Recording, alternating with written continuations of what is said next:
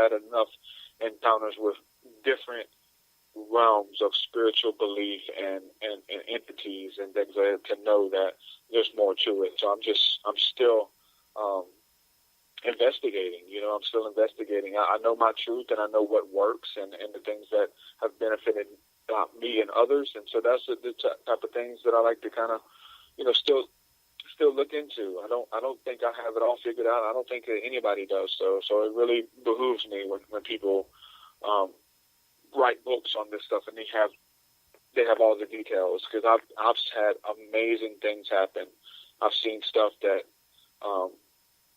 is just mind blowing, and I've put in the supplication, I've put in the spiritual work, and I still don't know what's going on. To say that, these are the beings from the Sirius star system who have come here to teach us how to live off of air alone or something. There's all kind of crazy stuff you hear. But so to think that I haven't figured out, I don't. I do think that they're angelic and benevolent entities, and the exchange I've had has been amazing. Releases of creativity when you find out that something like that's going on. There's so much that comes with it on a spiritual revelation. That you're connected, and that God or the angels aren't just this place where you communicate with when you die, that there's something is actually physically out there in the heavens. Uh-huh. Yeah, but also you were talking about angels and all that stuff as, being aliens and stuff. But then couldn't there be, I guess, aliens too that is the opposite, where they're demons too? I mean, where you have good and you have bad. Yeah. When it comes to the demons, the research that I've done as far as because I try to have these practical experiences in firsthand encounters, but then I try to reason them through the Bible and some of the ancient texts. And like I said, some of the ancient texts talk about this stuff. And so when we talk about the heavens, or we look up in the sky and we've seen a disc, or we've seen a cigar-shaped craft or whatever, and the Bible talks about that these demons were kicked out of heaven. The angels who fell, they're called fallen angels because they fell from heaven. They fell from grace. The word heaven in the Bible is the same word for sky. It says, I looked up into the sky. It's the same word for heaven in the Greek and in the actual Hebrew. So they were kicked out of the heavens. So for us to think that these demons are flying around in spacecraft, the demons are down here with us. So I think that the first half of the show, or just, the majority of the show, we've kind of made a decent case for some type of, demonic or unclean spirits who are down here dealing with men. So when we're talking about those who have our greater good in mind, Jesus said to look up. Your salvation draweth nigh. Focus on the things above, and so these type of things help me to. I think the bad guys are down here with us. Yeah, it must be a lot of them. Yeah. No, there definitely is, and it goes, it goes on many levels to, the ruling elite. It brings into this whole theory of the reptilians, or these people who are overlords, or who are, they need us or created us to be slaves and things like that. It gets into a lot of different theories, and I'm not one to kind of go into the reptilian theory or nothing like that, like David Icke. But I will say that biblically, it talks about that the seed of the Son of Man, or the seed of the woman, will fight against the seed of the serpent. It talks about this serpent seed. So it talks about these beings that are here, or these people that are of the serpent seed. When we look at all the iconography of the serpent and ancient culture and the dragons and things like that, and the statues and everything that the elite kind of relic, the different things that they have. I think David Icke has done a lot of good research to show that something's going on out there even with our ruling class. So I don't think that they're good people, man. I look at the wars, I look at the rumors of wars, and I've seen footage of space cameras of what looks to be some type of UFO coming close to our atmosphere, and laser beams being shot up there at these ships or these discs or whatever they are, and they turn around and they leave.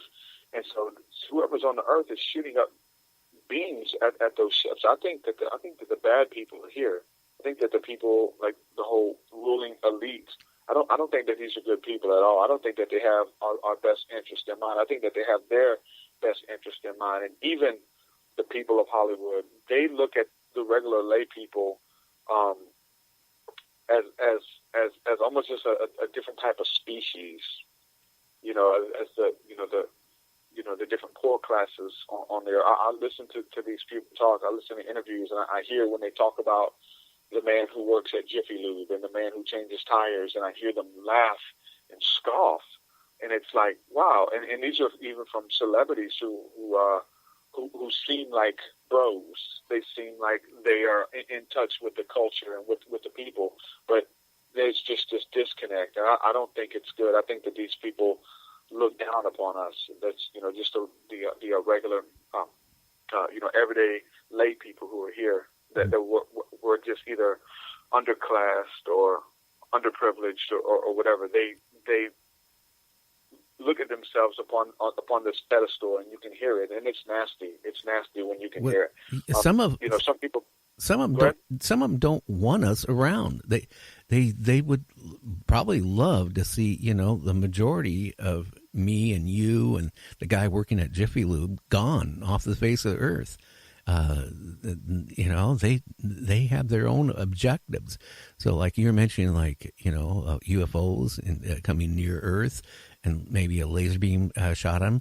It's a lot of things. They probably because they don't want an encounter to be known, number one, because everything that we've been told, I hate to say it, a lot of it has been a lie. We've been fed propaganda. Yeah, I tend to the writings of the ancients and stuff, and to see how this stuff stands the test of time, and see so much just to see how it stands, and to see that there's some type of war that's always been said, that there's this war that's being fought between good and evil, and there's this the upper class against the lower class, and the haves and the have-nots, and the Battle of Armageddon and things like that to be fought. I think it was who was it? The Christian philosopher, I can't think of his name right off. Edmund Casey said that he believed that the Battle of Armageddon would be fought in outer space, in the heavens. And so I think that there's this. I do think that there's a war going on. I think that that they look at us as a different species. I can't go as far as to say that we are.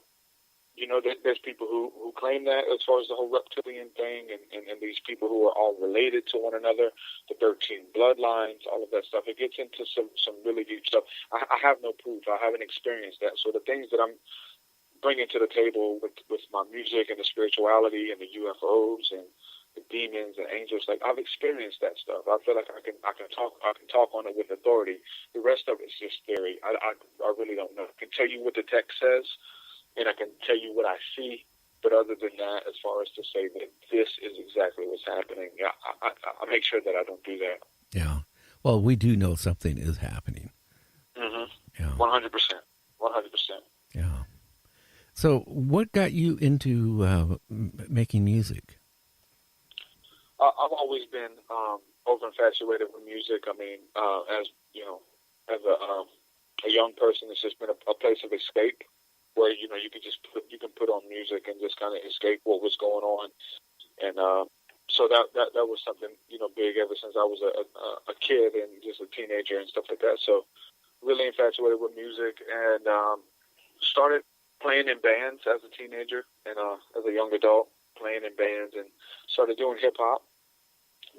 Had my own recording studio that I created, and just experimenting and getting better and better. I started out doing gospel music as in the churches, doing gospel hip hop, traveling to different churches, telling them my story. I would tell them about the witchcraft and things like that, and they would love to hear me speak. I would go to these churches and speak to the youth and stuff. But some of it was too deep for the churches, and I wouldn't even give them the deep stuff. I would just talk about these demonic realms and things. And so, it was something I did for a really long time. I did that from it was like 2003, 2004 to about 2012 is when I pretty much stopped.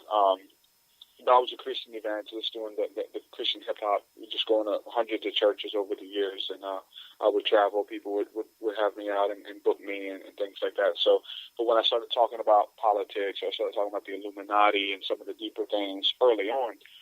You can talk about that stuff now in the churches, but early on when we were talking about the Illuminati and stuff, they didn't want to, hear nothing about that, anything conspiracy wise. And then we're talking about aliens and looking into Eastern philosophies and how they mesh with Christian philosophy and things. That's the kind of stuff I talk about in my music, and that kind of was the separation there from me doing gospel or being some type of youth evangelist. So it was about, like I said, 2012 when everything started to kind of shift for me.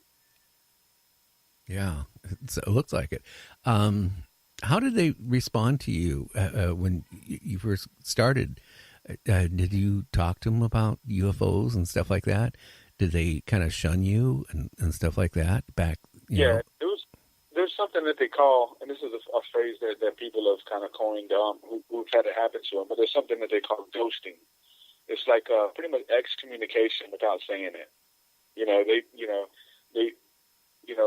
I did this. I started doing this music and researching and stuff, and to put it out there to kind of have conversation with people, have people who were into this type of stuff as well, to kind of talk about it, just to have dialogue. But I found out that they were having dialogue, but I wasn't a part of it. It was always about me, but never with me. So you find out that people are.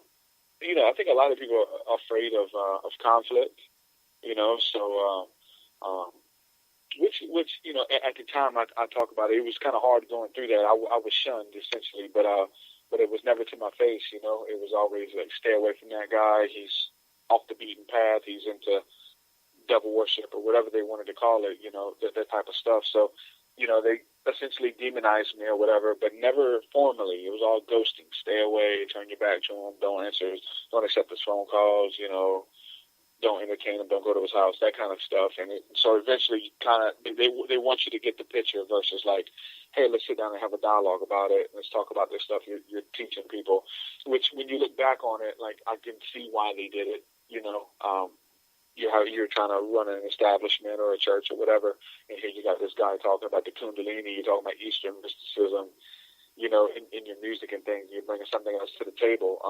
They have no idea. Like, all that's demonic to them. It's either God or the devil. It's Jesus or the devil. So there is no in between. If you're not with Jesus, it's demonic. So bringing up, and so the studying I've done has been actually a lot of syncretism, which just shows how a lot of the religions are the same. Like looking at the religions and seeing what we have in common. But when I was a part of Christianity, as far as backing it as a religion, I was taught to find out what makes us different. Why are we right and they are wrong? And so that's what they would teach us to do. So being a lot more compassionate and considerate about others' feelings and about what they believe, and not having to prove them wrong and things like that, is where I started to go a little bit deeper in my awakening as well. Wow. When did things start changing to the positive for you on this? I mean, when? Man, it's always been a struggle. It's been an inward struggle to make sure that I wasn't deceived, that, and there was a time where I thought that those demons from my past, that I was so,